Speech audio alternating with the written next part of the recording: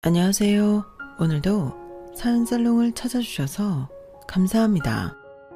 상견례까지 갔다가 결혼 파토 내고 다시 빠꾸 한 20대 여자예요. 요즘 평균 결혼 연령이 여자는 31세, 남자는 33세라는데 제가 좀 성급했던 것 같아요.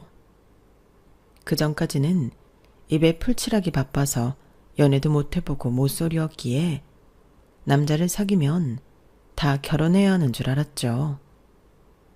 특히나 남친이 완전 계획형 인간이라 저와 결혼을 계획한 순간 그 어떤 장애물이 있어도 다 이겨내고 무조건 결혼을 해야만 하는 사람이었어요. 지금 생각해보면 절 너무 사랑해서라기보단 자기 목표와 계획을 실현시키기 위해 저와 결혼을 끝까지 밀어붙이려 했는지도 모르겠어요. 사실 남친만 놓고 보면 착한 사람이었어요. 그래서 저도 그와의 결혼을 꿈꾸기도 했었죠. 그런데 남친 엄마가 아주 지랄맞은 성격이었어요. 하도 인터넷상에 악독한 시모 얘기가 많이 떠돌길래 원래 남친 엄마, 즉 예비 시모들은 다 그런가 보다 하고 넘어가려고 했는데 이 여자는 아주 도가 지나쳤어요. 남편 일찍 죽고 홀몸으로 자식들을 키우다 보니 그렇게 악랄해졌는지도 모르겠어요. 그저 돈밖에 모르는 아주 예의 없는 아줌마였죠. 그 여자가 제 시어머니가 됐을 상상만 하면 진짜 끔찍하네요. 이렇게 적고 나니 저는 찢어지게 가난하고 남친 집안은 재벌집 정도 되는 것처럼 보이죠. 현실은 반대예요. 오히려 제가 운 좋게 많은 부를 얻었고 남친 집안은 대출 10억 정도 낀 20억짜리 건물주일 뿐이에요. 대출 빼고 순수 10억의 자산이 있으니 그것도 엄청난 돈이긴 하지만 요즘 서울 아파트값 평균이 12억이 넘어가는 판국에 10억을 갖고 있다고 돈 없는 사람 멸시하는 꼴이라니 진짜 우습죠. 특히나 저는 돈은 있다가도 없고 없다가도 생기는 거라고 생각하는 사람이에요. 왜냐하면 진짜 롤러코스터 같은 인생을 살았거든요. 고작 20대가 뭔 인생을 알겠냐고 비웃는 분도 계시겠죠. 하지만 제가 경험한 바로는 그래요. 전 어렸을 적 할아버지와 함께 살 때 1인당 100만 원이 넘는 코스 요리를 먹기도 했어요. 생일이나 기념일도 아니었고 그냥 평범한 가족 외식으로 말이죠. 그러다가 집안이 갑자기 기울고 제 인생이 바닥을 칠 적에는 1,000원짜리 짜장면 집에 가서 옆 테이블이 남긴 탕수육 하나를 얼른 훔쳐 입에 넣기도 했었죠. 남의 침이 잔뜩 들어간 탕수육 소스에 찍어 먹는 그 탕수육 한 점이 어찌나 맛있던지 100만 원짜리 코스 요리의 음식 맛은 하나도 기억 안 나는데 남이 먹다 버린 탕수육 한 점의 맛은 아직도 기억에 생생합니다. 얼마 전 하나의 기적 같은 사건으로 인해 지금의 제 인생의 정점을 찍고 있답니다. 절 무시했던 예비시댁과 남친을 빵 차버리고 지금의 여유를 발판 삼아 훨훨 날아가려 합니다. 그 전에 사연살롱 구독자분들과 함께 지금까지의 인생을 정리해 보려고 해요. 이렇게 한번 반추하고 나면 상쾌한 기분으로 새 출발할 수 있을 것 같아서요. 직접 겪은 저는 무진장 힘들었지만 타인이 보기엔 무척 흥미로운 인생이 될 수도 있을 것 같네요. 지금부터 시작할게요. 저희 친할아버지는 건축업으로 자수성가한 분이셨어요. 한창 사업이 번창할 때는 리조트 사업까지 확장하셨죠. 저희 할아버지가 살아온 얘기를 수십 번 들었는데 참 드라마틱하더군요. 할아버지가 7살 때 엄마가 돌아가시고 계모가 들어왔는데 할아버지를 너무 심하게 구박하자 삼촌이 빼돌려서 어린 나이에 일본으로 혈혈단신 보내지게 되었대요. 그곳에서 가정을 일구고 살다가 전쟁으로 폭격을 당해 가족들 다 잃고 다시금 한국으로 홀로 돌아오게 된 거죠. 할아버지는 완전히 무일푼으로 막노동을 하면서 건축을 접하게 됐고 본인이 자재를 떼어다가 팔게 되면서 본격적으로 사업을 시작했어요. 그 후로 우리 할머니와 다시금 한국에서 가정을 꾸리며 저희 아빠를 낳으셨죠. 우리 할아버지를 보면 정말 서슬이 퍼렇다는 말이 저절로 떠올라요. 그 정도로 아주 차갑고 엄격하고 철두철미한 사람이었죠. 그런 성품을 지녔기에 그렇게 큰 불을 혼자 힘으로 거머쥐었는지도 모르겠어요. 사업적으로는 크게 성공하셨는지도 모르겠지만 가정에선 그 호랑이 같은 기세 때문에 온 가족이 눌러 살아야 했어요. 또 자기 주장은 왜 이렇게 센지 할아버지는 왕처럼 가족들 위해 군림했고 가족들은 마치 하인처럼 할아버지 말에 무조건 네네 하며 따라야 했어요. 외동아들인 아빠도 할아버지의 기에 눌려 쥐죽은 듯이 살아야 했죠. 이미 성인이 된 아빠가 할아버지한테 크게 혼나고 엉엉 울던 모습이 아직도 기억에 생생해요. 그 정도로 무서운 분이었어요. 심지어 우리 아빠의 결혼 상대까지도 할아버지가 정해주려 하셨다고 해요. 하지만 아빠의 결혼이 할아버지 뜻대로 안 되자 집안이 난리가 났더랬죠. 전 어려서부터 우리 엄마 얼굴을 모르고 자랐어요. 그나마 집에 남아있던 사진 몇 장만으로 엄마의 얼굴을 암기하고 있었죠. 엄마가 절 낳고도 할아버지의 결혼 허락을 받지 못해 결국 제가 3살 때 쫓겨나듯 이혼당하고 미국으로 가셨다고 해요. 엄마와 관련된 이야기도 제가 커서야 겨우 들을 수 있었죠. 할머니에게 겨우 졸라서 말이죠. 초등학생이 되어 다른 가족들은 엄마가 다 챙겨주고 학교에 행사가 있을 때면 다른 친구들은 다 엄마가 오는데 나만 유모 아줌마나 할머니가 대신 오는 게 큰 불만이었어요. 아주 어릴 적엔 다른 아이들도 다 유모 손에서 자라고 엄마라는 존재는 원래 없는 건 줄 알았는데 인지 능력이 생기고부터는 늘 의아하게 생각했죠. 할머니, 난 왜 엄마가 없어요? 유모 아줌마가 잘해주긴 하지만 나도 엄마랑 같이 놀고 공부하고 먹고 자고 하고 싶어요. 친구들이 난 엄마 없는 애라고 놀린단 말이에요. 우리 엄마는 대체 어딨어요? 원래부터 없었나요? 할머니는 절 가엾게 쳐다보며 말해주셨어요. 순진아, 세상에 엄마 없이 태어나는 사람은 한 명도 없단다. 엄마에 대해 알고 싶니? 네 할아버지가 알면 불호령이 떨어지니까 이거 꼭 비밀로 하렴. 순진의 엄마는 아주 예쁘고 착한 사람이었어. 단 한 가지, 고아로 자라서 돈이 너무 없어 고등학교만 겨우 졸업하고 식당에서 서빙 일을 하고 있었지. 그러다가 네 아빠를 만나 둘이 결혼까지 약속했지만 당연히 할아버지 눈에 차지 않았지. 너희 할아버지는 사업에 도움이 되는 집안과 사돈 맺고 싶어 했거든. 네 할아버지 불도저 같은 성격 잘 알잖니. 당장 헤어지라고 했지만 둘은 더더욱 사랑해서 우리 순진이까지 낳게 되었어. 그러면 할아버지가 좀 허락해 주실까 해서. 그런데 결혼 허락은커녕 할아버지는 너희 엄마와 아빠 사이를 이간질해서 어떻게든 갈라놓으려고 하더구나. 옆에서 할머니가 말려봐도 소용없었어. 결국 온갖 구박을 받던 네 엄마는 두 손 두 발 다 들고 미국으로 떠났어. 아마 할아버지가 한국으로 못 돌아오게 조치를 취한 것 같아. 참으로 독한 양반이지.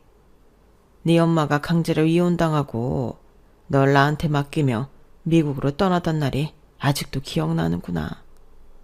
밤새 울어서 퉁퉁 부은 눈으로 우리 순진이 잘 부탁드린다고 하고 거의 기어서 나갔어. 도저히 다리가 풀려서 못 걷겠다고 하더라. 너무나 불쌍했어. 아무것도 못해주는 못난 시임이 나도 답답했고. 그렇게 미국으로 가고는 연락이 뚝 끊겨버렸지. 네 할아버지를 대신해서 이 할미가 너한테 사과할게. 정말 미안하구나, 아가. 대신 이 할미가 우리 순진이만큼은 내 목숨이 다하는 날까지 지켜줄 테니 아무 걱정 말아라. 알았지, 우리 아가? 초등학교 저학년이었던 저는 어른들의 스토리에 못 알아듣는 부분도 있었지만 우리 아빠가 할아버지에 의해 강제로 쫓겨났다는 것만큼은 파악할 수 있었어요. 할머니 말씀처럼 우리 엄마가 너무 가엾고 불쌍하게 느껴지더군요. 그 이후로 밤이면 엄마 생각이 너무 나서 베갯잎을 적시며 잠이 들었던 적이 한두 번이 아니었어요. 그래도 한편으론 내가 원래부터 엄마가 없던 사람은 아니었구나 란 생각에 안도감이 들었어요. 아빠는 호랑이 같은 할아버지 밑에서 사업을 물려받느라 늘 바쁘고 정신없었어요.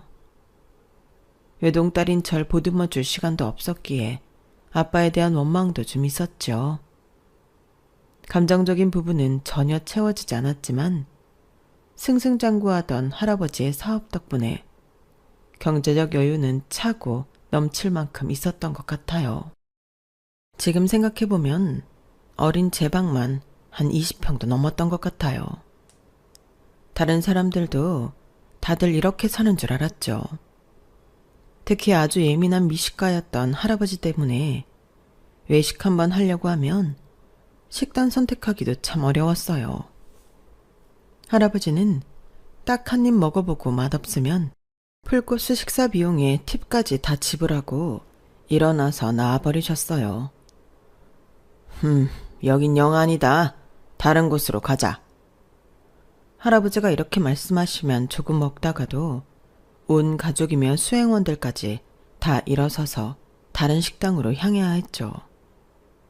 그렇게 잘 먹고 잘 살다가 할아버지가 덜컥 췌장암에 걸리게 되었어요. 전혀 손쓸 수 없는 단계에서 발견이 되고 말았죠. 평소에 동네 뒷산 정도는 한 번도 안 쉬고 단숨에 올라가는 체력을 가졌던 할아버지였기에 건강검진도 잘 안 받고 지나치다가 늦게 발견한 거죠. 덩치가 산만했던 근육질의 할아버지가 몇 달 만에 피골이 상접한 채 거의 해골이 되어버렸어요. 아무리 무섭고 차가웠던 할아버지지만 이빨 빠진 호랑이가 되니 연민의 정이 생기더군요.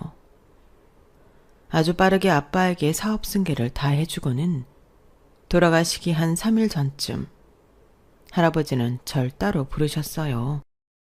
애미와 자식 사이는 하늘이 맺어준 인연인 법인데 그 천륜을 끊어서 정말 미안하다. 저승사자가 눈앞에 아른거리니 돈이고 사업이고 다 부질없구나. 그저 저승으로 넘어갈 노잣돈만 있으면 되는 법인데 난 무얼 바라고 그렇게 돈돈거리며 살았는고. 할아버지가 우시는 모습을 생전 처음 봤어요. 시꺼멓게 뼈만 남은 할아버지의 모습이 어린 나이에 무섭기도 하고 슬프기도 하면서 저도 같이 눈물이 나더군요. 하지만 마치 고백 같은 유언을 듣고는 할아버지에게 쌓였던 원망이 조금은 풀어졌던 것 같아요. 적어도 제게 미안하다고 직접 사과를 하신 거니까요. 그럴수록 엄마를 보고 싶고 찾고 싶은 제 마음속의 열망은 점점 커져만 갔죠. 할아버지가 돌아가시고 아빠가 회사를 물려받았지만 아빠는 그리 경영에 밟지 못했나 봐요. 점점 사업이 기울고 축소되고 집에 돈이 없어지는 게 체감이 되더군요.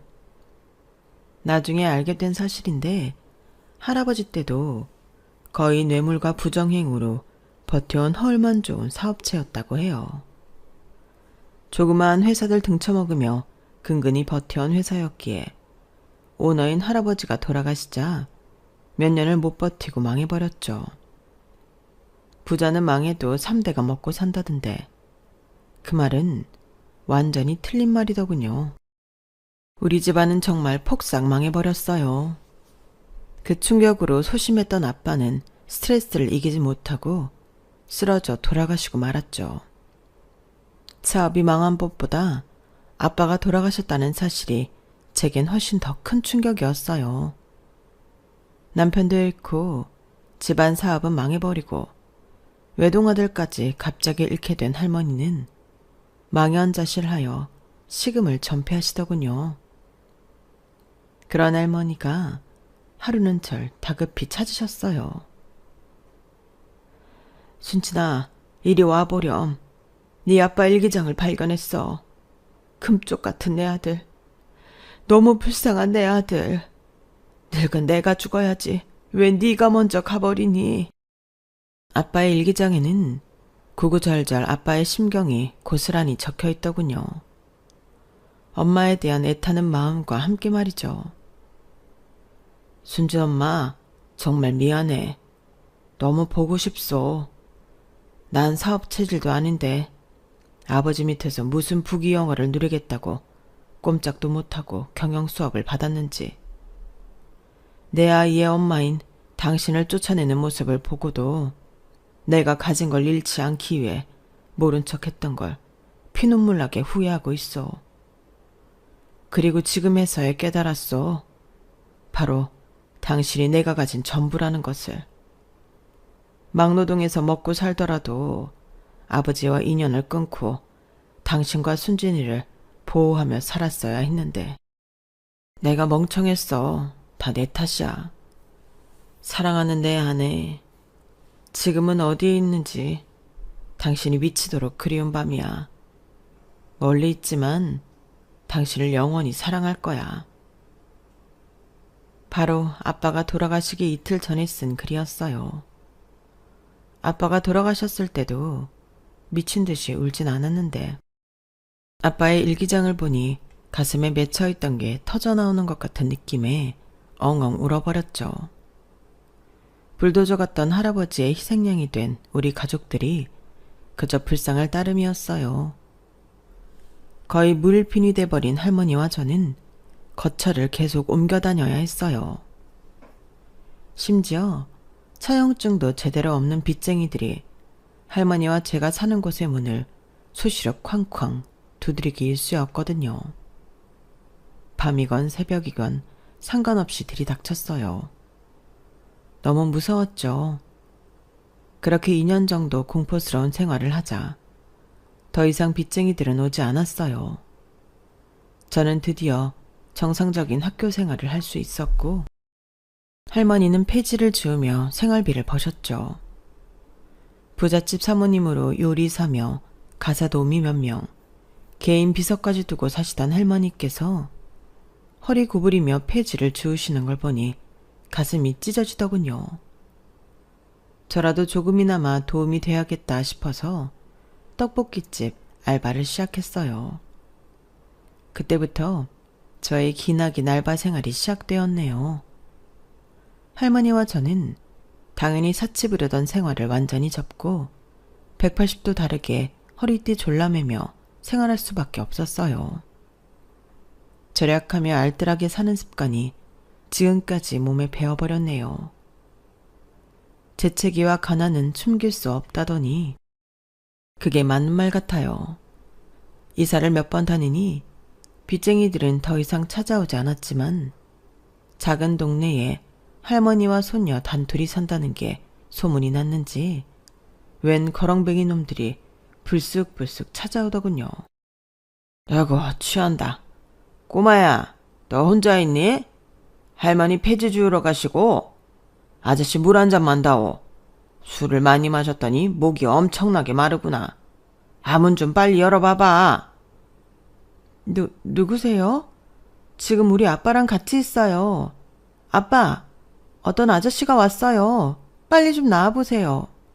뭐? 아빠가 있어? 그럼 진작 말하지 그랬냐? 그럼 아저씨는 이만 가볼게. 이렇게 이미 돌아가신 아빠를 써먹은 게 몇 번이에요.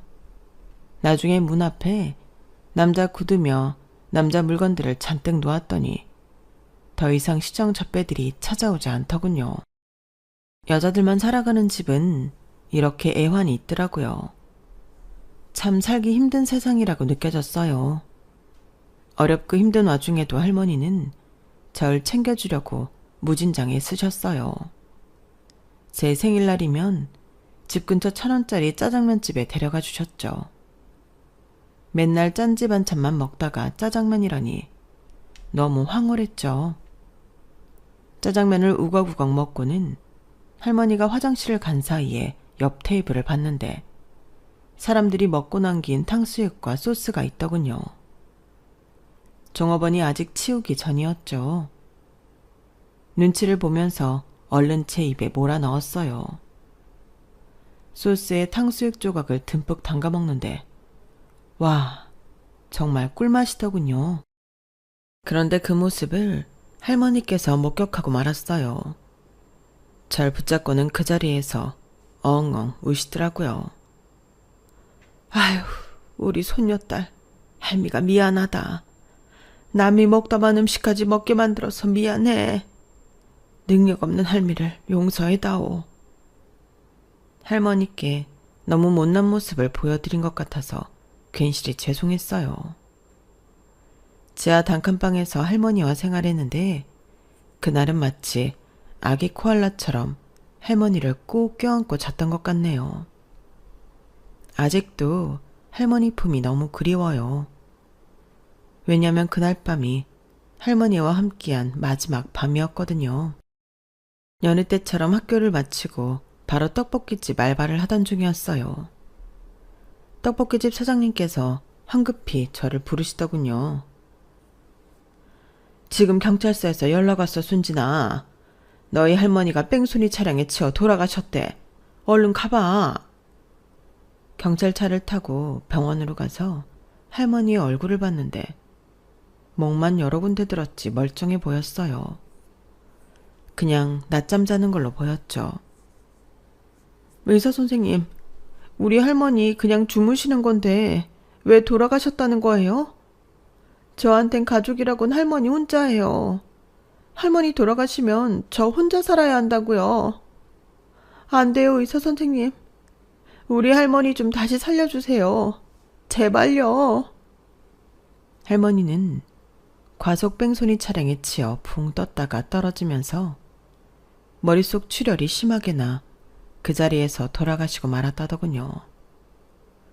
돈이 없으니 장례식도 못 치르고 화장한 할머니의 유골을 동네 뒷산에 뿌려드리고는 집에 돌아와 할머니의 물품을 정리했어요.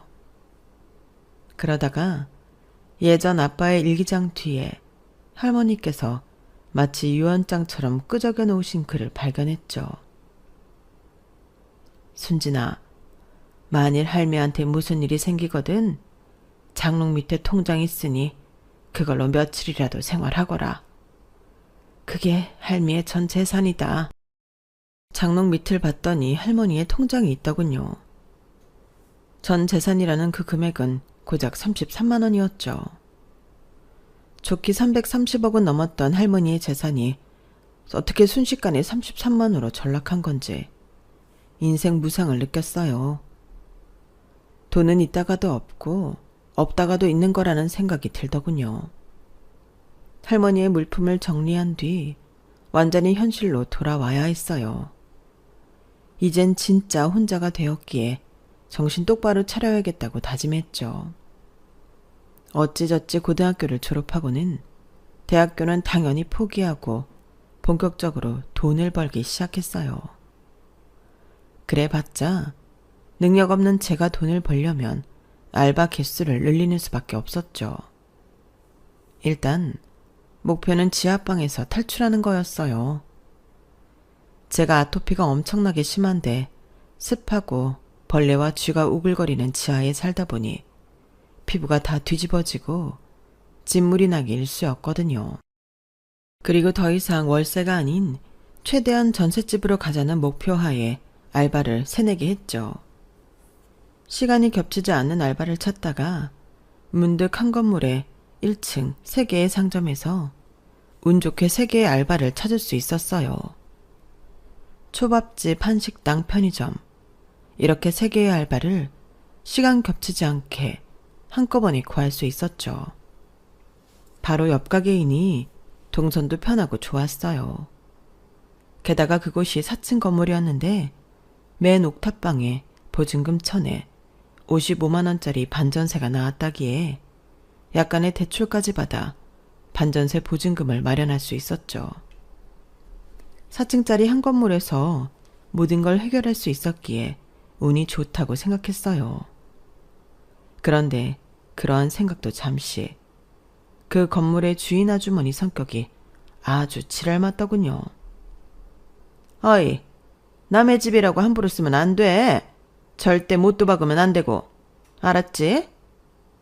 거기까진 이해가 되었는데 비가 많이 오지도 않았는데 천장에서 빗물이 줄줄 새길래 주인 아주머니께 말씀드렸어요. 방에 물이 새는데 지금 좀 올라와 주셔야겠어요. 그랬더니 웬 양동이를 들고 와서는 비 새는 곳에 착하니 놓는 게 아니겠어요? 자, 됐지? 갓 20대나 된 것 같은데 상당히 까다롭네. 원래 옥탑방은 눈 오고 비 오면 좀 새고 그러는 거야. 꼬우면 저기 한 20억짜리 아파트로 이사 가든가. 돈 없으면 이런 데 살아야지 뭐 어째. 안 그래? 누수를 고쳐달라며 몇 번을 강력하게 얘기해봤지만 전혀 들어먹히지 않더군요. 요구사항은 하나도 안 들어주면서 바라는 건 엄청나게 많았죠. 주인 아줌마는 옥탑 바로 밑 4층 주인 세대에 살았는데 초능력기를 가졌는지 맨날 무슨 소음이 그렇게 심하다며 제게 클레임을 걸어왔어요. 아니 아가씨, 뭔 서랍을 그렇게 하루 종일 드르륵 닫아. 아주 시끄러워 죽겠네. 그리고 월세는 왜 반나절이나 늦는 거야? 앞으로는 하루 전에 꼬박꼬박 넣도록 해. 아참, 에어컨은 설치할 생각 말고 에어컨 설치하려면 벽 뚫어야 하는데 소중한 내 건물에 기스 하나 내지 말라고. 알았지? 더럽고 치사하더군요. 낡은 4층 건물 하나 가진 주제에 마치 재벌인 것 마냥 으스대는 꼴이라니 우습기 그지없었죠. 1층 초밥집에서 알바하며 친해진 초밥집 사장님한테 이런 얘기들을 다 고자질했어요. 아니, 이 건물 주인 아줌마는 낡은 집 고쳐주는 건 하나도 없으면서 왜 이렇게 바라는 것만 많아요? 살면서 기스 하나 내지 말라니. 그게 말이야 방구야 진짜. 그랬더니 초밥집 사장님이 재밌다는 듯이 웃으며 말하더군요. 진짜 재밌네. 우리 엄마가 그랬어요. 내가 엄마한테 다시 말씀드려 볼게요. 비 새는 건 좀 고쳐줘야 잠이라도 편하게 자지. 우리 엄마가 너무했네. 엄마라고요? 사장님이 이 건물 주인분의 아드님이었어요? 정말 몰랐어요. 죄송해요. 괜히 면전에 대고 부모님 욕했네. 아우, 진작 좀 말씀해 주시지 그러셨어요. 아니에요. 세입자를 위해 주인이 필수적인 건 당연히 고쳐주고 그래야죠. 당황하는 순진 씨 얼굴이 너무 귀엽네요. 근데 뭐 하나 물어봐도 돼요? 네, 얼마든지 물어보세요, 사장님. 살면서 어시성을 가진 사람은 처음 봐요. 우리나라 사람 맞아요? 중국이나 몽골, 뭐 이런 나라 아니고요? 외국 사람이냐는 말은 처음 듣네요. 우리나라에 어시성도 있어요. 좀 독특한 성이긴 하죠? 이 사건으로 인해 건물주 아들인 초밥집 사장님과 더욱 친해지게 되었어요. 일식집을 운영하려고 진짜 일본 가서 유학까지 다녀왔다던 사장님은 가게도 성공적으로 운영해 다른 곳에 분점을 내려는 계획까지 갖고 있더군요. 열과 성을 다하는 청년 사업가였죠. 정말 성실하게 사는 모습이 참 멋있게 보이기도 했지만 또 한 가지 제 눈길을 끌던 건 돌아가신 저희 아빠와 너무 닮은 얼굴이었기 때문이었어요. 사장님은 돌아가신 저희 아빠와 너무 똑같이 생기셨어요. 신기할 정도로 말이죠. 아, 그래요? 순진 씨 아버님은 어떤 분이셨어요?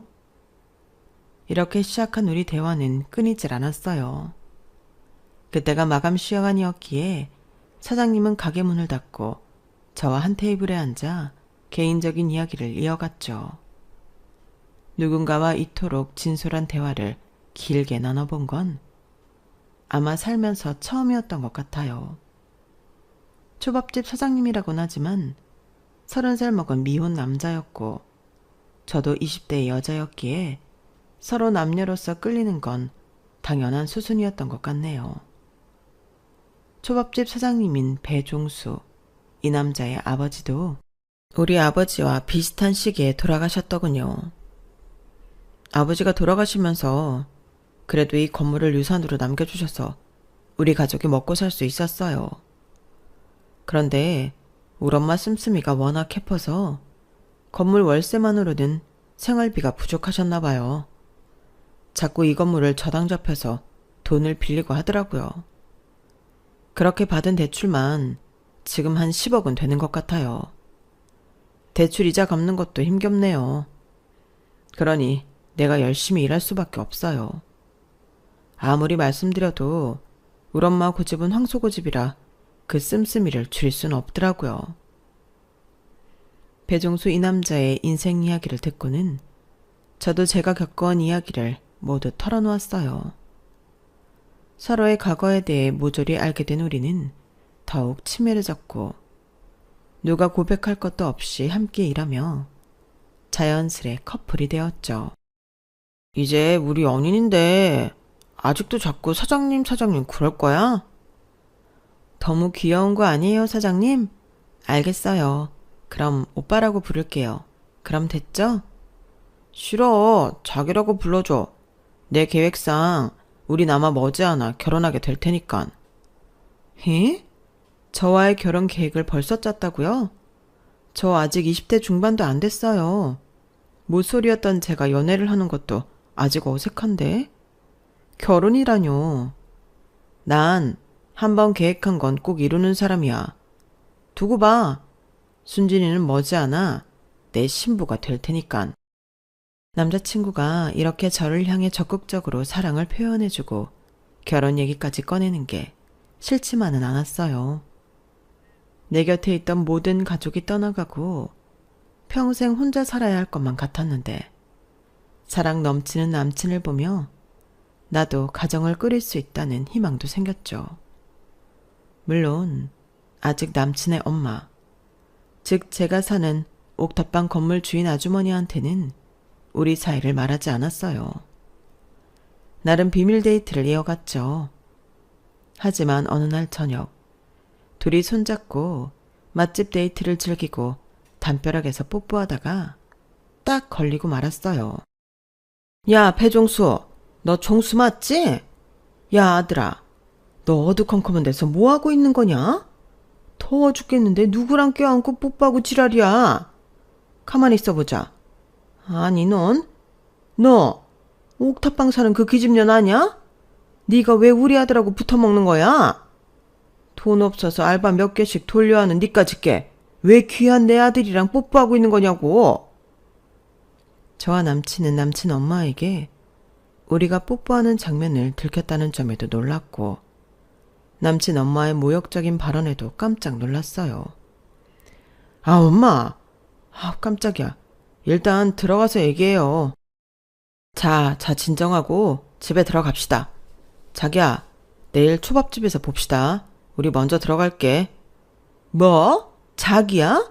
니네 사귀는 사이 뭐 그런 거야? 이것들이 미쳤네. 야, 니 년. 이 거지 같은 년이 내 아들을 꼬셔? 너 옥탑방에서 더 이상 못 살아. 당장 나가버리라고. 아닌 밤중에 홍두깨라고 예상치도 못한 순간에 욕을 한 바가지 듣고 나니 어이가 없고 화가 머리끝까지 나더군요.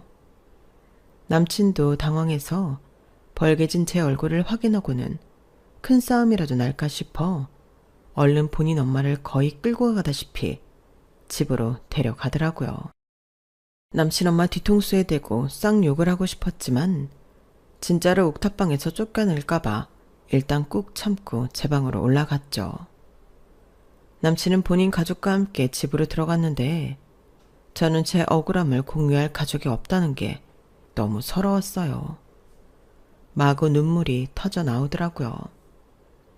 컴컴한 방에서 내 곁을 떠나간 가족들을 부르며 오열했죠.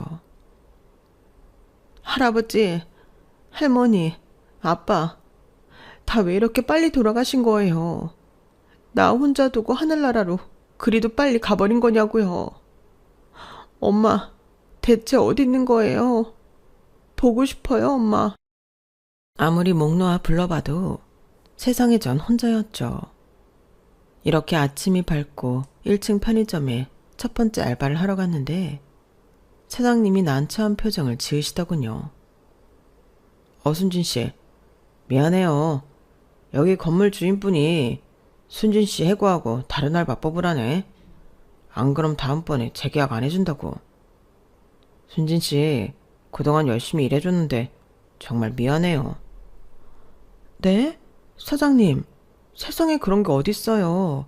제가 뭘 잘못했나요? 전 제 가게처럼 열심히 일한 죄밖에 없다고요. 아우 참, 옷빼미래나 뭐래나. 순진 씨 계속 쓰면 가게 물 흐릴 거라면서. 나도 그 말은 믿지 않아요.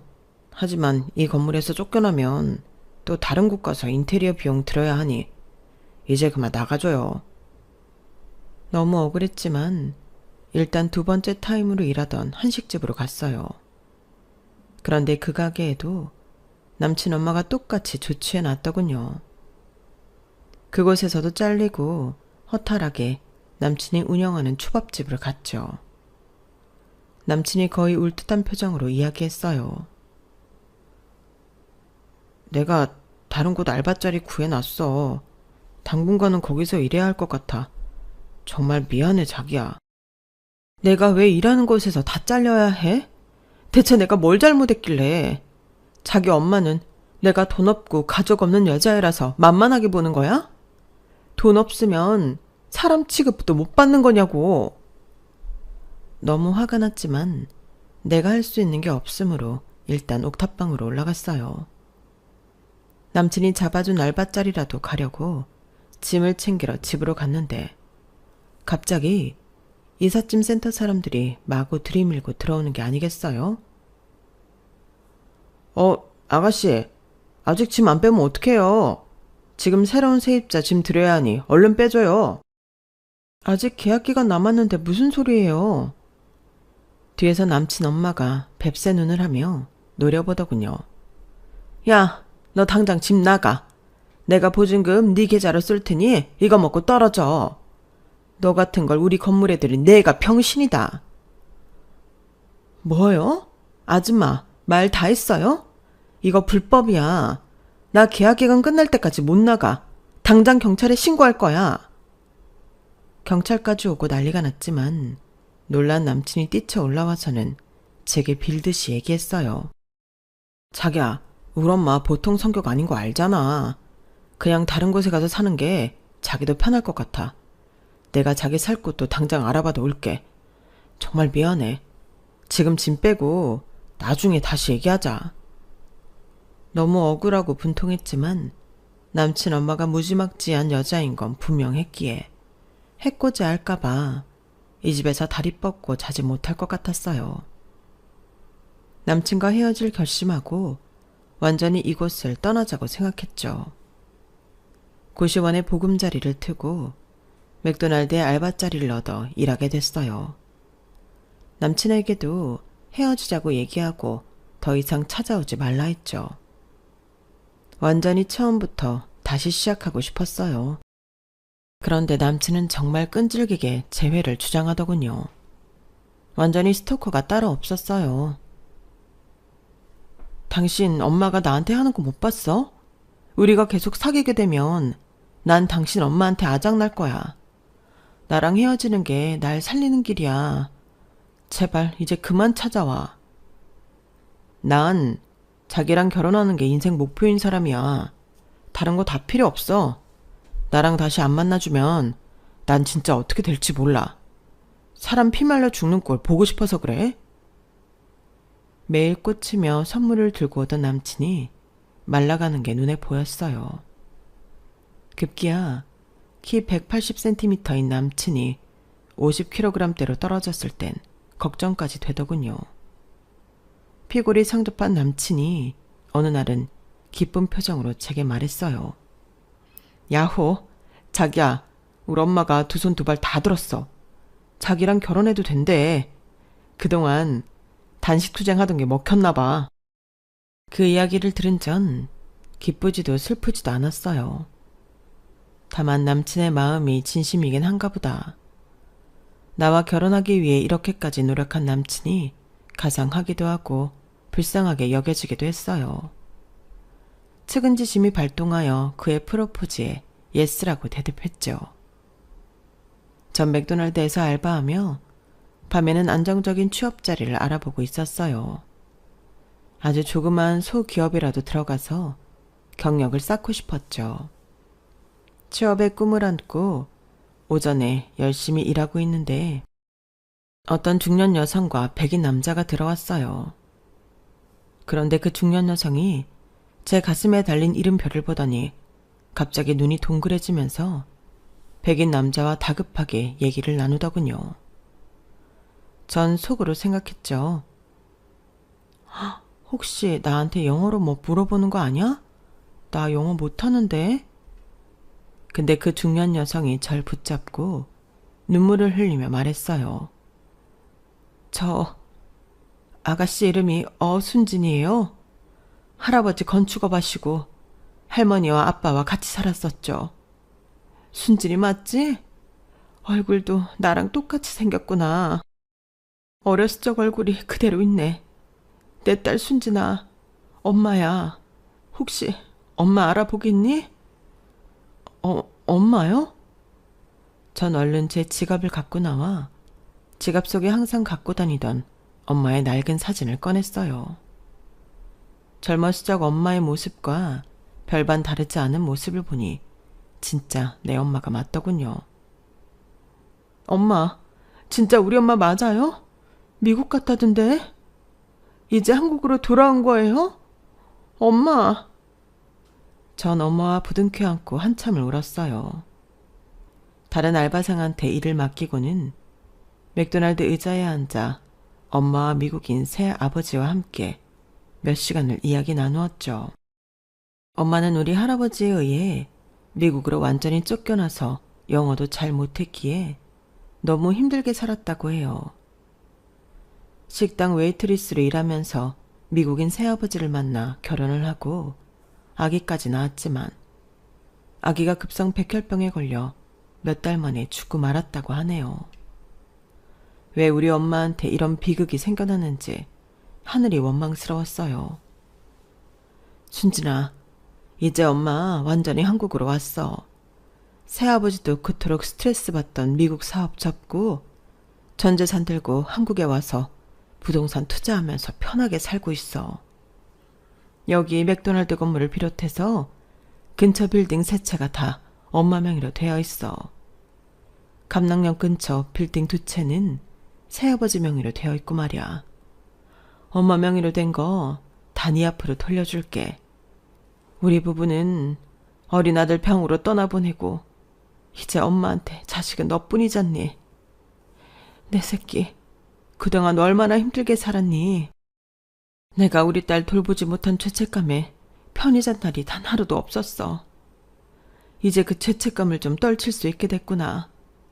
네가 하고 싶은 거 다 해. 돈에 구애받지 말고 말이야. 옆에서 한국말을 어느 정도 알아듣던 미국인 새아버지도 제 등을 두드리며 고개를 끄덕이더군요. 생전 처음 보는 분이었고 외국인이기에 낯설긴 했지만 그분의 따뜻한 성품을 느낄 수 있었어요. 이렇게 좋은 분과 재혼을 했다니 그나마 우리 엄마에게 다행이라 생각했죠.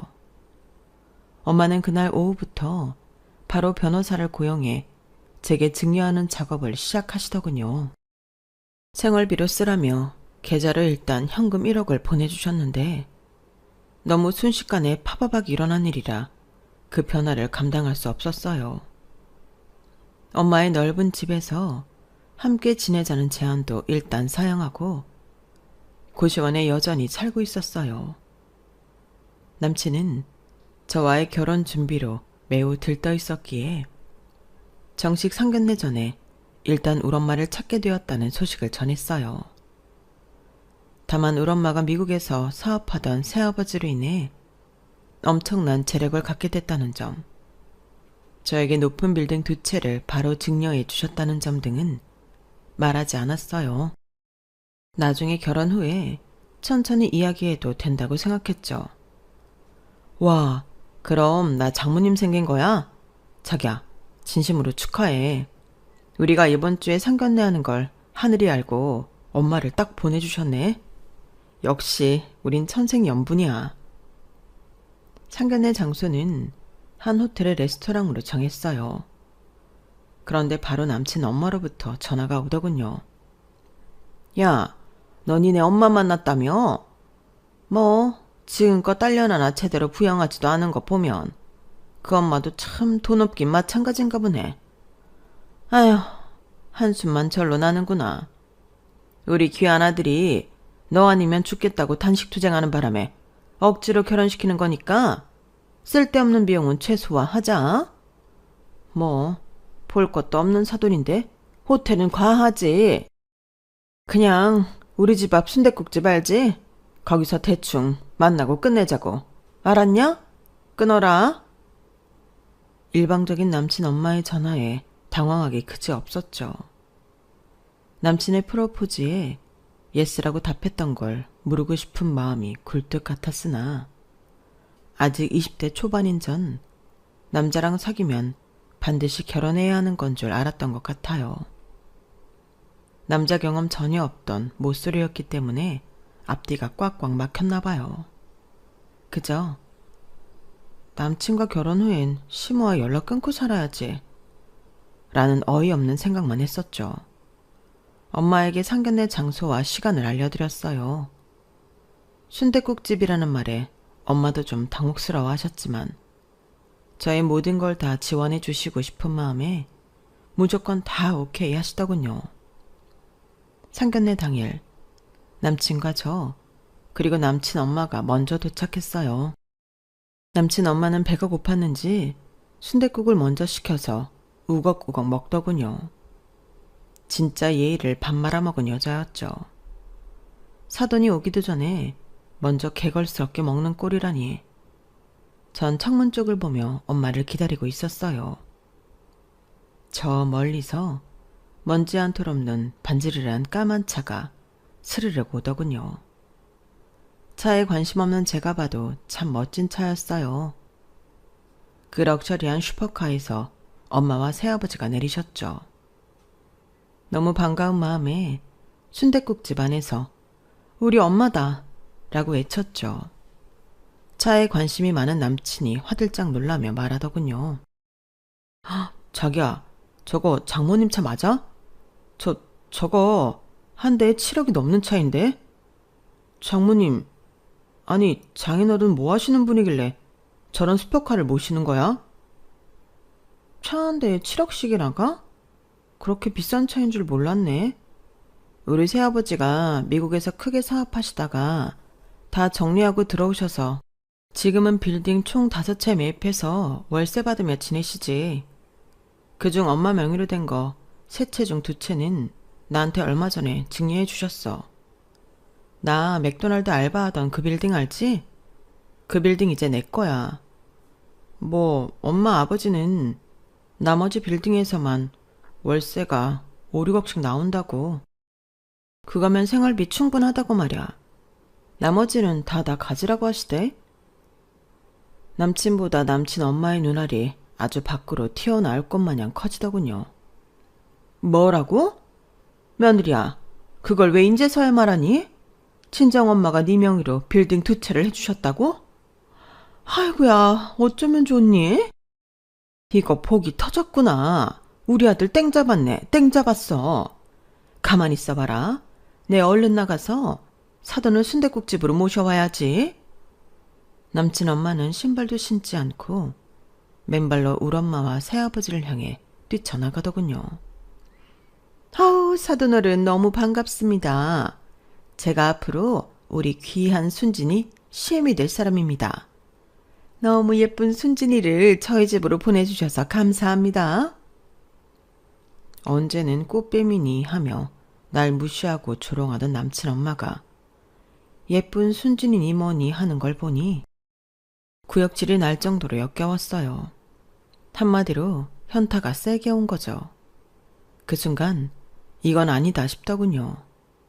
이 모든 걸 중단시키고 싶은 마음에 저도 맨발로 뛰쳐나갔어요. 스탑! 스탑이에요. 남친 엄마는 그저 한바구음을 지으며 마냥 행복해하며 물었어요. 며느라, 네 새아버지가 미국인이라고 지금 영어하는 거냐? 우리 아가가 영어까지 잘하는 줄 몰랐네. 근데 뭐가 스탑이라는 거니? 네 결혼 준비 다 무효로 돌린다고요. 내가 미쳤지. 당신 같은 여자의 며느리로 들어갈 생각을 하다니. 남친이 단생투직만 안 했어도 결혼까지 약속하지 않았을 거예요. 남자를 처음 사귀어봐서 사귀면 다 결혼해야 하는 줄 알고 여기까지 왔는데 이건 아닌 것 같아요. 엄마, 아버지, 이 결혼 다 올스톱이에요. 순진아, 대체 그게 무슨 말이야? 왜 스탑이라는 거야? 뭐가 잘못됐니? 엄마한테 다 말해봐. 엄마, 이 여자가 저보고 돈 없다고 무시하고 자기 아들이랑 헤어지라고 내가 일하던 알바자리 다 잘리게 만들고 집에서도 쫓아냈어요. 나보고 꽃뱀이라고 하면서 모욕 준 여자라고요. 내가 미쳤어요.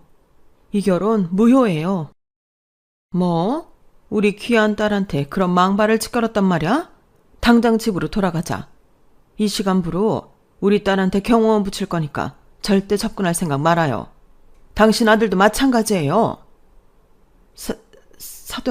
사돈 어른, 우리 순진이한테 잘못했던 건 제가 이렇게 무릎 꿇고 사죄드리겠습니다. 우리 돈 많은 며느리 절대 못 잃어요. 내 빌딩, 내 돈, 아니 우리 아들 돈.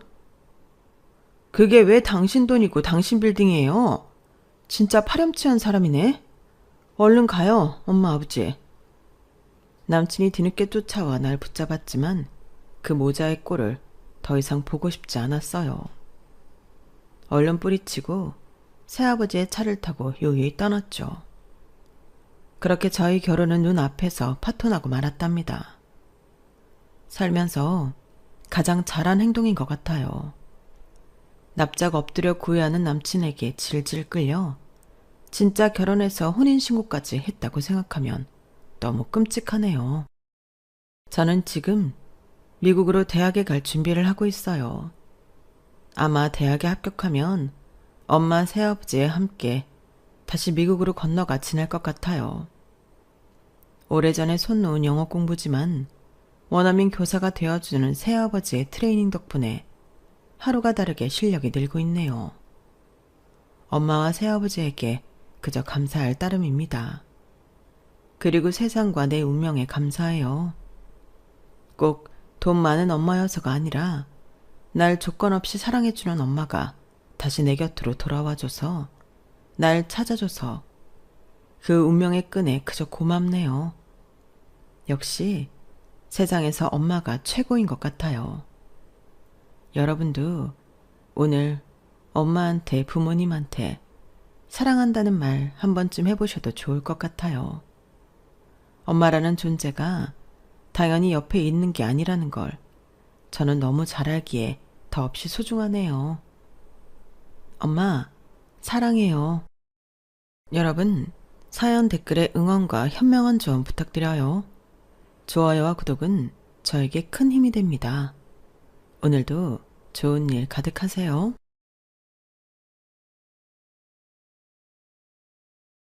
안녕하세요.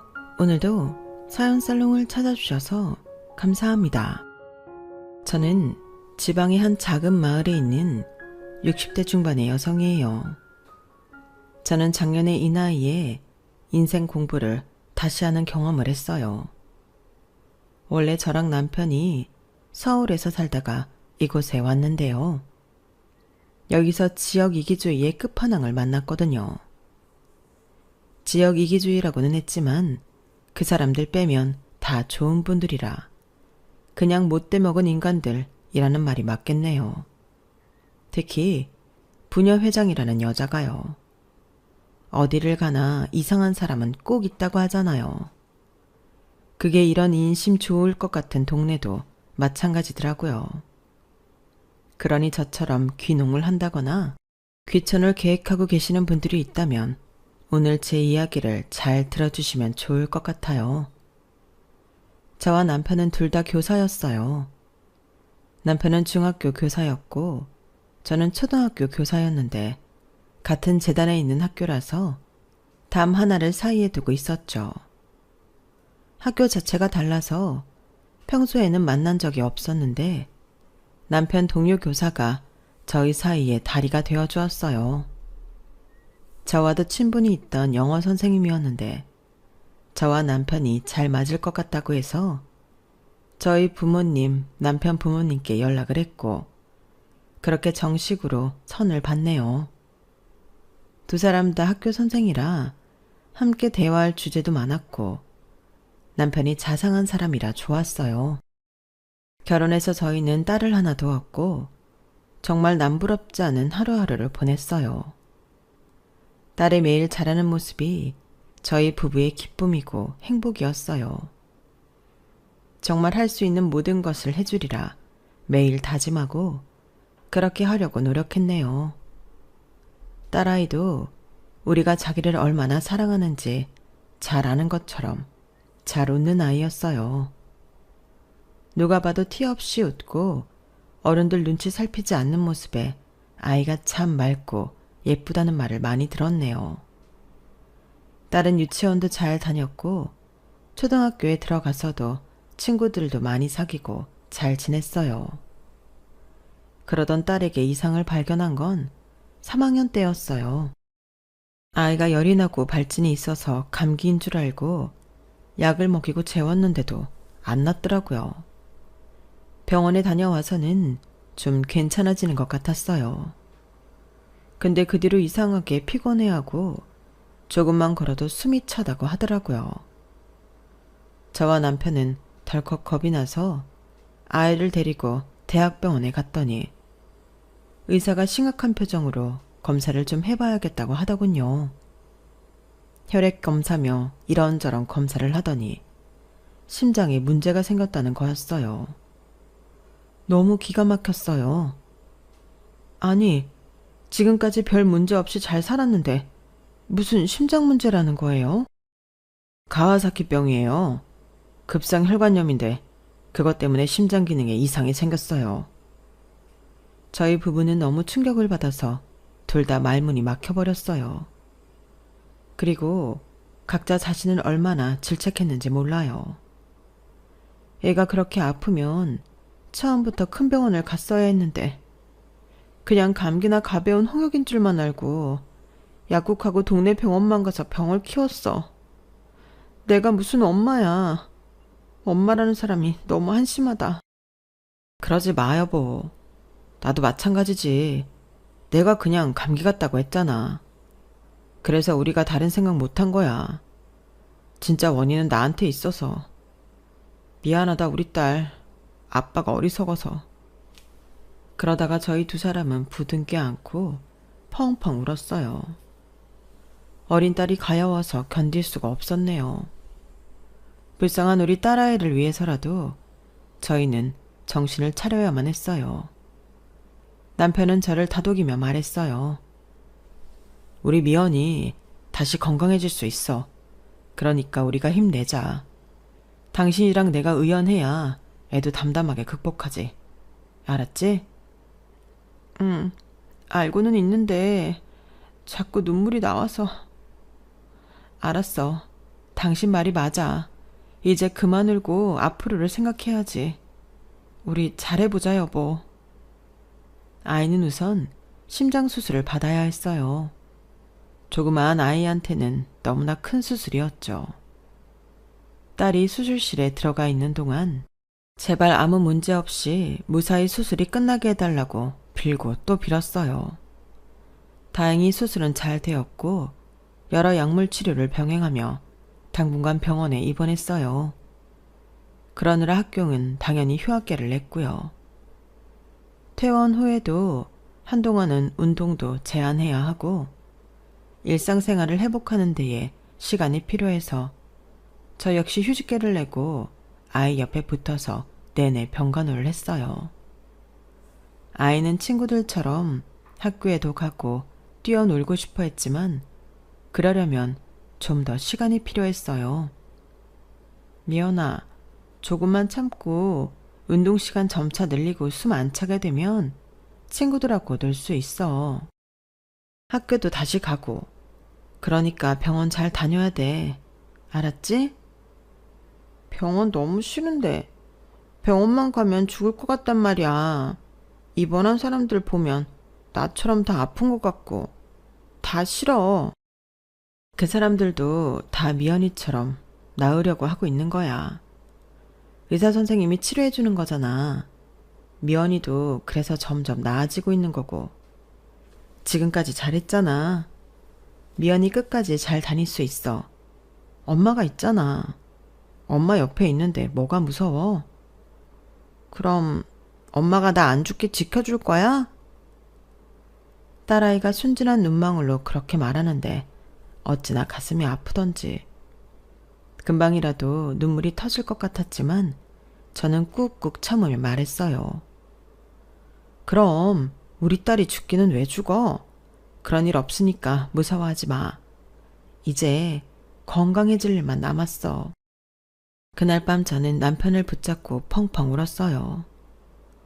아이가 얼마나 힘들었으면 병원 가면 죽을 거라는 생각을 했을까요? 부모님들이 왜 차라리 내가 아프면 좋겠다 그러셨잖아. 어떤 심정이었는지 너무 잘 알겠어. 왜 내가 안 아프고 우리 미연이가 아픈 건지. 엄마가 딸아이를 이렇게 아프게 했으니 어쩌면 좋아. 아니야. 이제 잘 낫고 있잖아. 조금 있으면 다시 건강해져서 전처럼 명랑해질 거니까. 너무 그러지 마. 당신 잘 버텼잖아. 나도 당신 보면서 정말 대단하다고 생각하고 마음 다잡는다고. 당신 정말 대단한 사람이야. 우리 좀 더 힘내보자. 그렇게 힘든 시간들이 지나가고 나니 딸은 더 이상 운동을 해도 힘들어하지 않았어요. 병원에서도 정기검진은 와야 하지만 일상적인 생활에는 문제가 없다고 했고요. 체육도 해도 되고 친구들하고 뛰어놀아도 됩니다. 미연이 그동안 고생 많았다. 앞으로는 친구들하고 많이 놀러 다녀. 공부도 열심히 하고. 알았지? 그제 딸아이한테 정이 든 담당 의사 선생님은 다정하게 딸아이를 격려했고 우리 가족들은 그날 기쁨에 겨워 홈파티를 열었어요. 아이가 좋아하는 음식들을 해주고 케이크도 사왔죠. 저희는 오랜만에 행복한 시간을 가졌네요. 딸아이의 건강이 얼마나 소중한 건지, 아니 딸뿐 아니라 가족 건강의 소중함을 뼈저리게 느꼈어요. 저는 다른 건 제쳐두고라도 남편과 딸의 건강을 위해 식단도 조절하고 좋다는 영양제도 잘 챙겨 먹였네요. 학교로 돌아간 딸은 금세 아이들과 잘 어울리며 공부도 잘했어요. 그냥 잘하는 정도가 아니라 전교에서 손꼽을 만큼 우등생이었어요. 같은 반 친구들이 딸한테 공부 좀 가르쳐달라고 할 정도로요. 그러면 딸은 친구들을 집으로 하루 불러서 모르는 걸 차근차근 설명해가며 가르쳐 주더라고요. 간식을 챙겨주며 친구들 가르치는 딸을 보고 있자니 어찌나 대견한지 절로 웃음이 지어졌어요. 얘들아, 우리 미연이한테 배울 게 있어? 너네 같은 반이잖아. 같은 학생인데 대학생 선생님이나 학원 선생님한테 배우는 게 낫지 않아? 아니에요. 미연이가 훨씬 더 설명도 쉽게 하고 머리에 쏙쏙 들어와요. 맞아요. 선생님들 설명은 좀 어려운데 미연이는 되게 쉽게 알려줘요. 제 딸이어서가 아니라 야무지고 머리도 좋고 이해력도 좋은 아이가 친구들을 선뜻 돕는 모습이 참 자랑스러웠어요. 기특하기도 했고요. 고등학교 때까지도 늘 주변에 친구가 많았고 도움을 청하는 아이들에게 기꺼이 손을 내밀었던 딸은 법대에 가겠다고 했어요. 변호사가 되고 싶어. 나는 돈 잘 벌어서 엄마 아빠한테 효도도 하고 싶고 어려운 사람들 무료 변론도 해주고 싶어. 좋은 법무법인 중에 공익 변론 많이 하는 데도 있대. 그렇다고 돈 안 벌고 살 수는 없잖아. 현실적인 것까지 생각하는 건 정말 좋은데 엄마 아빠보다 너에 대해 먼저 생각해. 아니 엄마. 나 어릴 때 아파서 엄마 아빠 고생 많이 한 거 알아. 병원비 많이 들어가서 힘들었잖아. 그리고 자식은 나 하나뿐인데 내가 듬직해야지. 아이가 아프고 나서 너무 성숙했다 싶을 정도로 박지만 진중했는데 이렇게 속이 깊을 줄은 몰랐어요.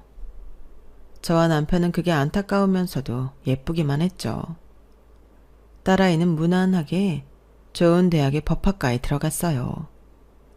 그때 저는 학교에서 주임을 맡고 있었는데 학부모들 때문에 꽤 스트레스가 많았어요.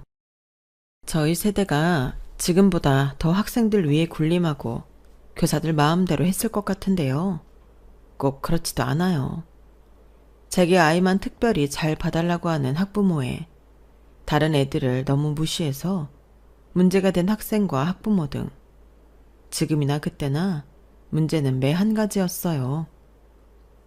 선생들 사이의 일 분배나 조율도 해야 했고요. 당시 저는 한 학부모한테 꽤나 시달렸는데요. 3학년이고 전학을 온 여학생의 어머니였는데 젊은 축에 속했어요. 자기 아이 담임이 딸아이를 원하는 대로 대우해주지 않는다면서 툭하면 찾아왔어요. 저한테 담임한테 징계 같은 거라도 하기를 바라던데 아무 잘못도 없는 선생을 징계할 수는 없는 노릇이었어요.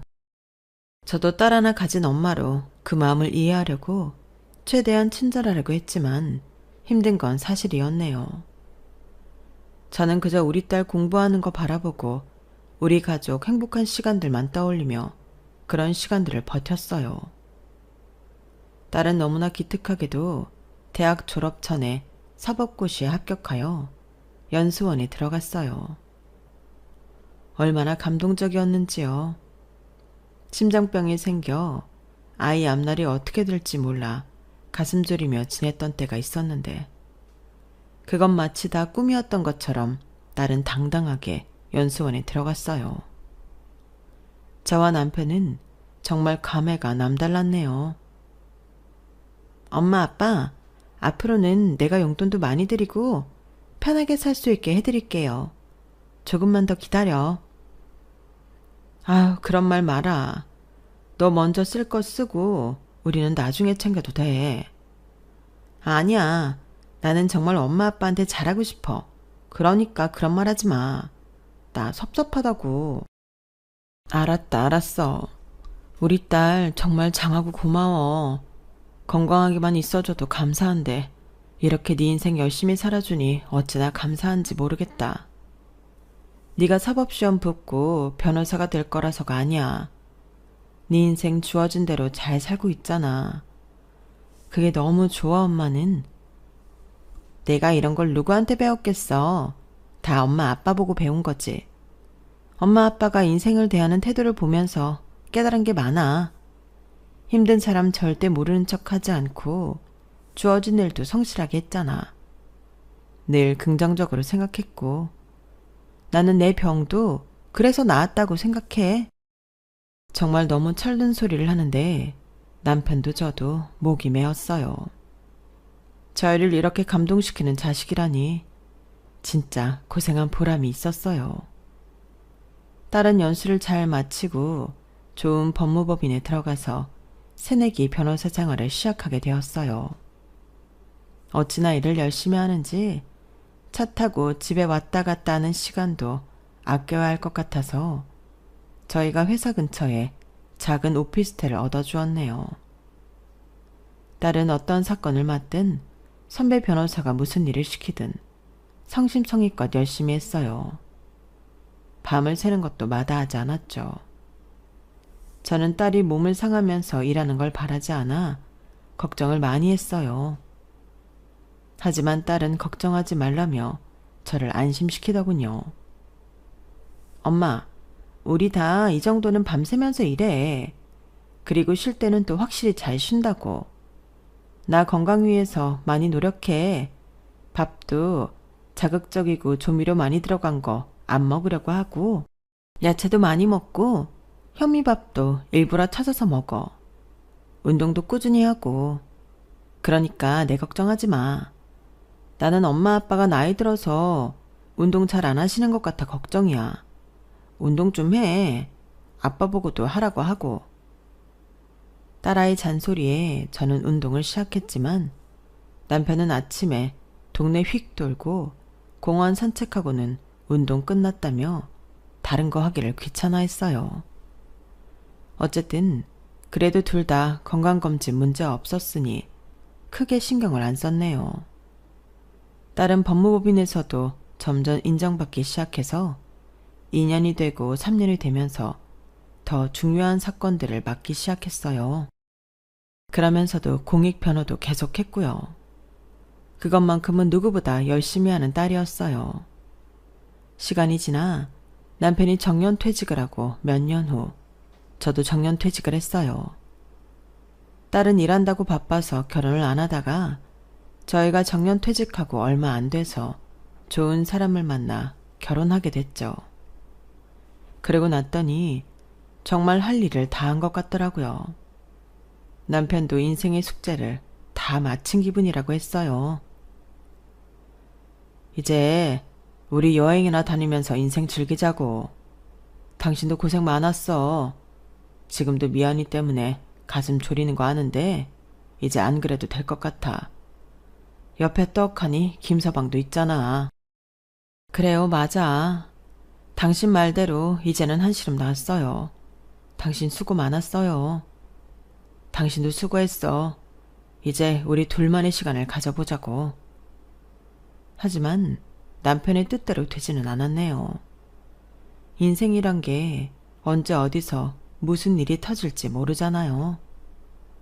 남편은 뜻밖의 위암 판정을 받게 됐고 바로 수술을 받아야 했어요.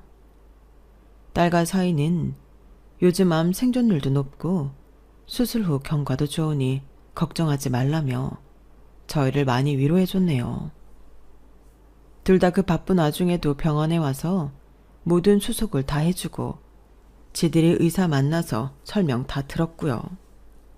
수술날은 아예 시간을 비우고 와서 저와 함께 있어줬어요.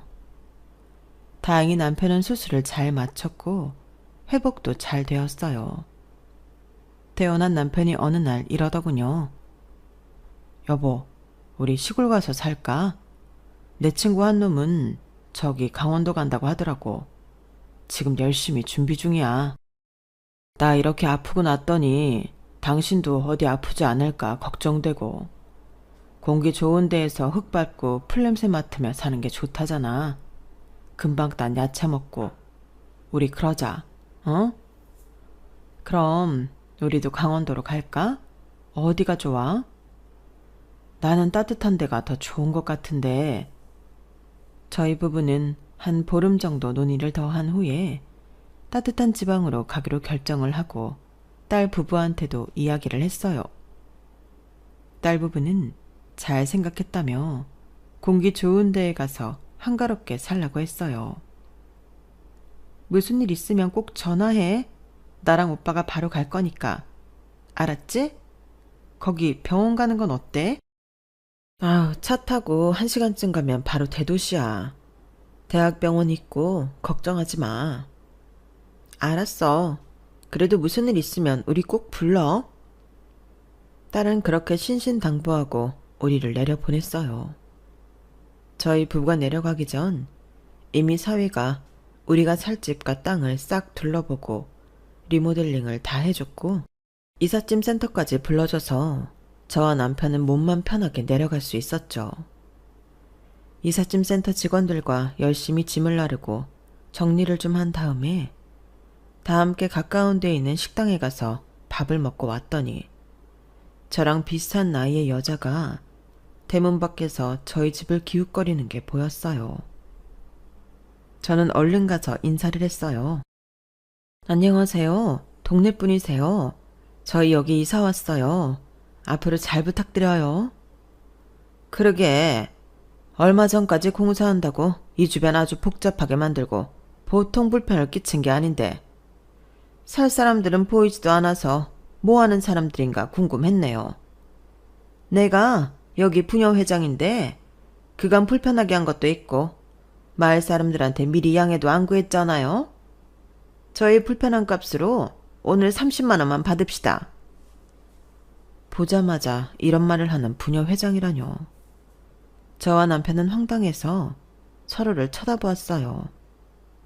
남편이 좋은 말로 이렇게 말했어요. 아, 네, 회장님이시군요. 안녕하세요. 저랑 집사람은 서울에서 학교 선생을 하다가 정년 퇴직했어요. 제 건강 문제도 있고 집사람도 더 건강하게 아프지 않고 살았으면 해서 이렇게 오게 됐네요. 그동안은 저희 사위가 여기 공사 책임자와 소통해 왔어요. 그래서 인사가 늦었네요. 일단 짐 정리를 다 하고 저희가 정식으로 인사드리러 갈게요. 댁이 어디신지 알려주세요. 아, 글쎄, 서울에서 멀어다 왔건 필요 없고 일단 저희 불편하게 한 값은 주세요. 그리고 그쪽 연락처부터 줘요. 그럼 내가 우리 집 주소랑 보낼 테니까. 부녀회장이라는 사람은 막무가내로 30만 원을 내놓으라더군요. 어이가 없었지만 이사 오고 첫날부터 괜히 감정 상하기 싫고 첫 시작을 잘하고 싶은 마음에 제가 돈을 보내주겠다고 하니 바로 현금으로 달라는 거였어요. 어쩔 수 없이 가지고 왔던 비상금에서 30만 원을 내줬네요. 부녀회장은 일방적으로 제 번호를 알아가서는 정말로 자기 집 주소를 보냈어요. 저녁 먹기 전에 인사를 오라나요? 참나, 저랑 남편이 그렇게 오래 교직 생활을 하고 많은 교감 교장을 거쳤지만 이런 사람은 없었어요. 세상 어느 권력자보다도 더한 것 같았죠. 아무튼 우리는 잘 지내고 싶은 마음에 짐 정리를 하다 말고 저녁 5시쯤 부녀회장 집을 찾아갔어요. 주소가 나와 있어도 집들이 드문드문 있고 주변에 알아볼 만한 특징 있는 건물이 없어서 찾는 데에 좀 애를 먹었어요. 부녀회장 집은 그 근처에서는 꽤 크고 좋은 3층 빌라의 3층이었어요. 근처 슈퍼에서 음료수 세트를 사서 들고 갔는데 부녀회장은 고맙다는 말도 없이 받아들더니 이렇게 말했어요. 여기는 서울하고 달라서 학교 선생이었던 대단한 사장이었던 뜨내기는 뜨내기예요. 알겠어요? 있을 동안만이라도 협조 잘 하시라고요. 회장님, 저희 오래 있을 생각입니다. 남은 여생 계속 있을 수도 있고요. 아, 그건 두고 봐야 하는 거고 그 바깥 양반은 좀 조용히 하시고 한 사람 나랑 얘기 좀 해요. 부녀회장은 아무 말 안 한 남편을 무안하게 만들더니 대뜸 저를 보았어요. 보니까 집 뒤편으로 땅이 꽤 넓던데 울타리를 산 입구 전까지 쳤더라고요. 그 땅 다 산 거예요? 아, 예. 저희가 울타리 친 데까지는 저희가 산 거 맞아요. 그거 다 어떡하시려고? 서울 사람이 밭일을 제대로 할 줄 알겠어요? 그러지 말고 그 텃밭을 우리 부녀회에 기증해요. 아니면 마을 회관이나 그럼 우리 할 일 없는 아줌마들이 자기들 먹고 싶은 거 심어서 각자 가져갈 테니까. 저희도 다 계획이 있어요. 잘하지는 못해도 거기 허브 농원처럼 만들려고 하고요. 무작정 저희 땅을 기증하라고 하시니 왜 그러시는 건지. 왜라니? 우리가 편하게 놀 때가 필요하니까 그렇지. 노는 거라면 마을 회관이나 양로원 같은 데가 있잖아요. 엄연히 저희 땅이고 저희 집 거실에서 훤히 다 보이는데 누가 우리 집 마당에서 그러고 있으면 저희가 편히 쉴 수 있겠어요? 그건 좀 지나친 요구 같으시네요. 여기 사람들이 평생 농사 짓고 일만 했다 생각하죠? 아니거든요. 저희도 일하는 사람이나 하지 안 그런 사람도 많아. 그래서 심심풀이로 밭을 가꿀 것도 필요하고 어쨌든 생각해놔요. 그리고 지금부터 마을회관 이용할 거죠? 안 그래도 우리가 어제 바로 전기시설 다시 수리하고 에어컨도 새로 들였거든. 마을에서 일괄적으로 40만 원씩 다 걷었으니까 그쪽도 40만 원 내요. 내가 계좌 보낼 테니까 거기로 모레까지 보내요. 늦지 마요. 그러더니 대문을 닫고 들어가 버렸어요. 저희는 황당해서 그날 저녁 먹을 생각도 못하고 여기 내려온 걸 잘한 건지 고민을 했네요. 남편은 이렇게 말했어요. 어쨌든 우리도 이제부터 마을회관 이용하게 될 테니까 돈을 내자고. 그게 정말 40만 원이었는지는 알 수 없지만 그렇다는데 뭐 어쩌겠어. 보니까 우리처럼 귀농한다고 왔다가 얼마 안 있어서 다시 떠나고 하는 사람들이 있었던 것 같아. 그래서 저러는 거겠지. 저희는 어쨌든 좋게 생각하려고 했었고 그 자리에서 40만 원을 부녀회장 계좌로 보냈어요. 오자마자 생각지도 않은 돈 70만 원이 나간 거죠. 하지만 그 후로 일주일 정도는 부녀회장과 마주치는 일 없이 평온한 날들이 이어졌어요. 사람들이 나이 들수록 자연이 좋아진다는 게 뭔지 알겠더라고요. 아침마다 서울에서는 들을 수 없던 새소리에 온통 초롱인 풍경을 보며 하루를 시작하니 마음이 여유롭고 편안하더라고요. 서울에는 없는 벌레들도 있고 불쑥 튀어나오는 동물들도 있었지만 이게 다 흙이 있고 풀이 있고 숲이 있어서라고 생각하니 너그러워지더라고요. 주말에 찾아온 딸 부부도 저희가 편해 보인다며 잘 됐다고 좋아했고요. 딸내가 하루를 자고 다음날 떠난 후에 처음으로 마을 회관 갈 일이 생겼어요.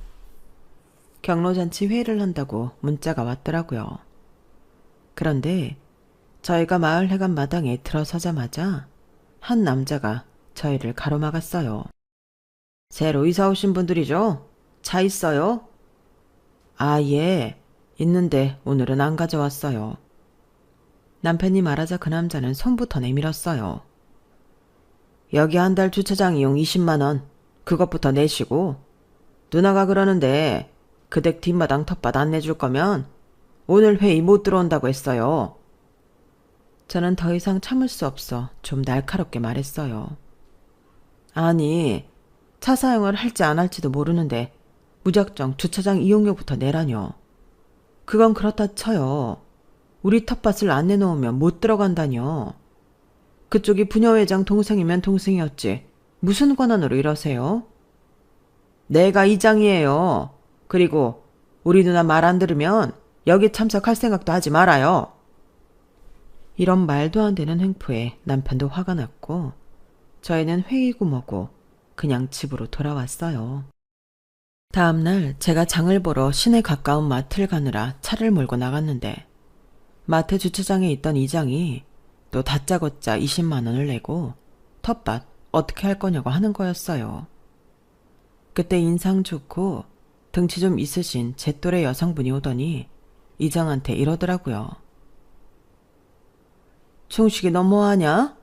또 네 누나 꼬붕짓 해? 니들 자꾸 그러면 나 진짜 구청장 면담심 당할 거야.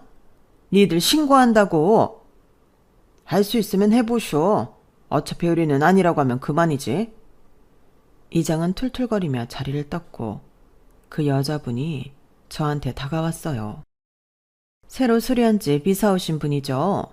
저는 거기서 쭉 나와서 왼쪽 길로 돌아서 안에 있는 집에 살아요. 김영숙이에요. 아, 예. 이진희예요. 이런 말이 어울릴지 모르겠는데 도와주셔서 감사해요.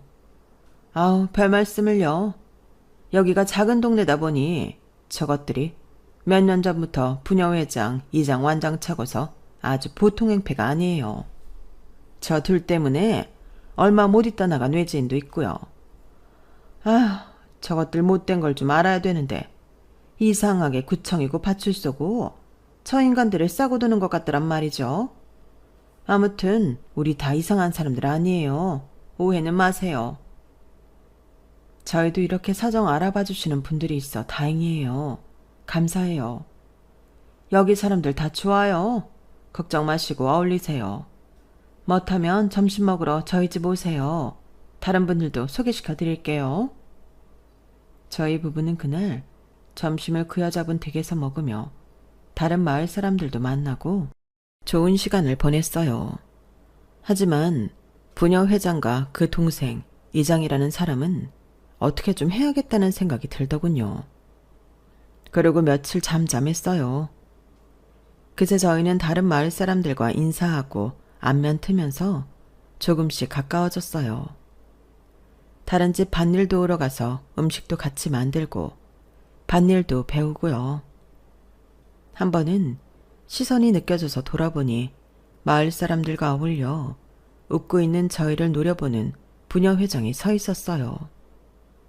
어쨌든 부녀회장 파화가 있으니 몇몇 분들은 저희와 어울리지 않으려고도 했는데요. 아무튼 그 모습을 보니 또 뭔 일을 저지르려나 싶더라고요. 그리고 이틀인가 지났을 때 아니나 다를까 부녀회장이 저희 집 초인종을 요란하게 눌러댔어요. 나갔더니 이러더라고요. 보아하니 마을 잔챙이들하고 좀 어울리던데. 그럼 마을 회관에 올 일도 생길 거 아니겠어? 우리 마을 발전기금을 내야 정식으로 마을 사람이 되는 거니까 300만 원 준비하고 이제 곧 우리 엄마 생신이야. 그때마다 마을 사람들이 정성으로 20만 원 모아서 줬으니까 거기는 주차장비하고 해서 40만 원. 이거는 내일까지 준비했다가 우리 동생 오면 주면 돼. 300만 원은 언제까지 돼? 아니 뭐 외지에서 온 사람들이 봉이에요? 무슨 사람 보기만 하면 돈을 달라고 해요. 주차장비는 뭐가 됐든 필요한 거니 줄 수 있지만 대거머니 생신비용을 달라뇨. 그리고 발전기금은 어디다 쓰는데요? 그거 여기 사람들 전부 300만 원씩 냈어요? 그거 계좌로 보내라는 거 아니죠? 저번에 저희한테 돈 받을 때처럼 따로 현금으로 달라는 거죠? 어디다 어떻게 쓰는지 알아야겠어요. 그러기 전에는 못 줘요. 아니 어디 남의 동네 와가지고 뻔뻔하게 그냥 눌러 살려고 들어. 댁들 오기 전에 우리가 이 마을 지키고 가꾼 게 얼만데 어디다 대고 내역서 같은 걸 요구하는 거야? 말하는 걸 보니 왕년에 회사 좀 다니며 일해본 사람 같은데 그런 경력으로 동네 사람들 위에 서서 괴롭히는 게 아닌가 싶더군요. 사실 저는 그때 부녀 회장을 보고 휴대폰 녹음 기능을 켜고 주머니 속에 숨겨서 나갔거든요. 다 녹음이 되어 있었죠. 이걸로 어떻게 해보고 안 되면 저희도 이 동네 생활을 포기하고 나가야겠다고 생각했어요. 저는 슬쩍 마트에서 처음 저를 도와줬던 분에게 물어봤더니 고개를 흔들더라고요. 아, 나라고 안 해봤겠어? 그래도 마을에서 말 좀 해본다는 사람들이 위에다가 얘기해봤지. 근데 왜인지 뭐 흐지부지 넘어가더라고. 저와 남편은 참 고민이 됐어요. 이런 게 시골의 폐쇄적인 면인가 싶더라고요.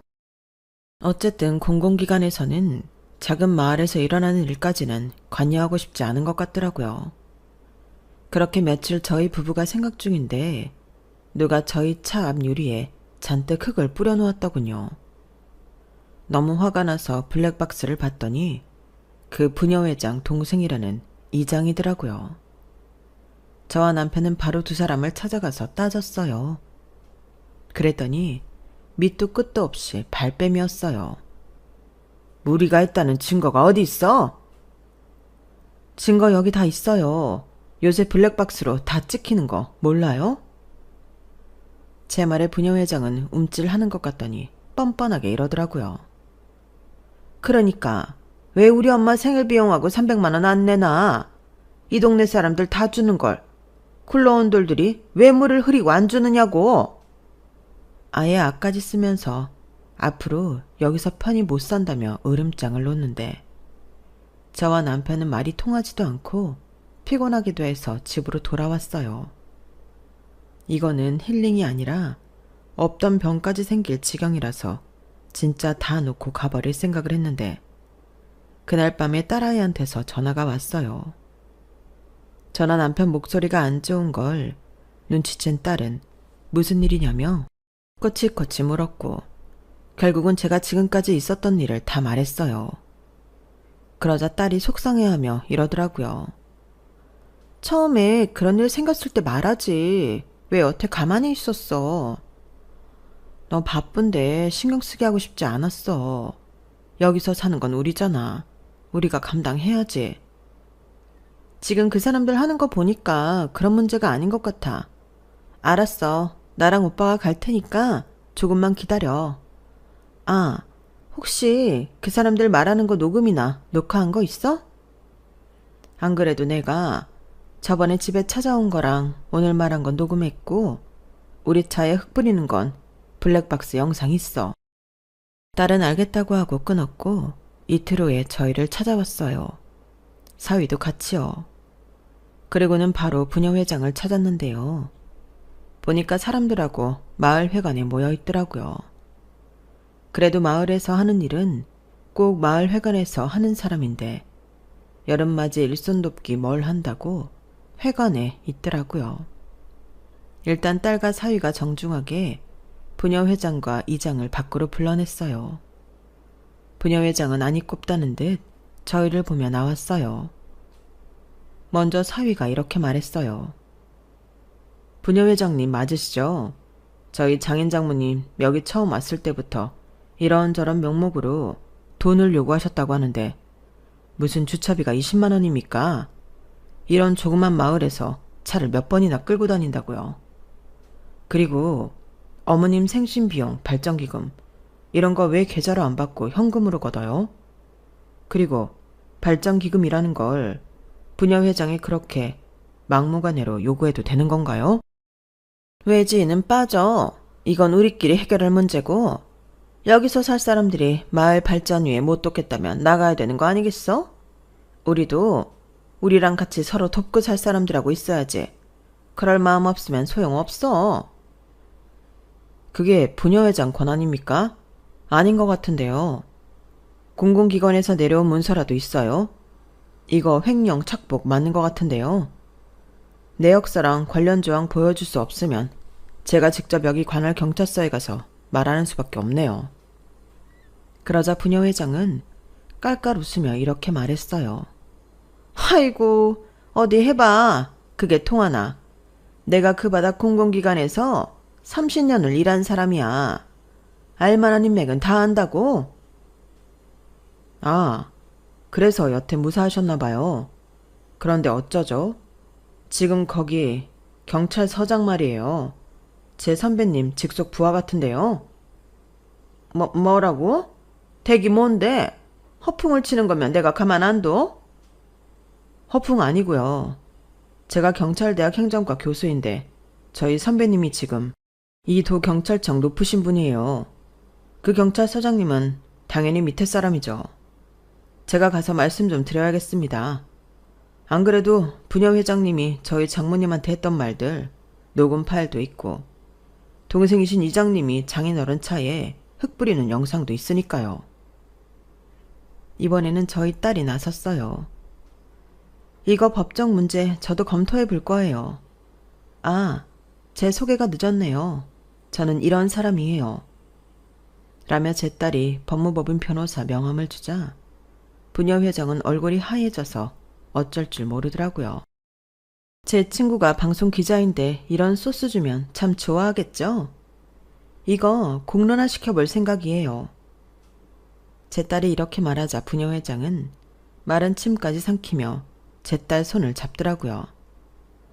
아우 잠깐만. 거기 그 사위분도 잠깐. 이거 진짜 문제 삼으려는 거야? 이거 그냥 작은 마을에서들 있었던 일이 뭐 대수라고.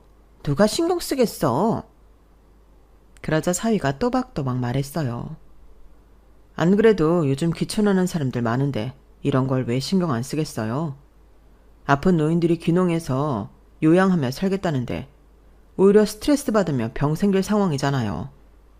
막무가내로 돈 요구하는 시골 텃세 한두 푼도 아니고 300만 원씩이나 현금으로 직접 달라고 하면서 사용 내역도 없다고 하니 이건 문제가 되고도 남습니다. 그러자 부녀회장은 저를 보며 이렇게 말했어요.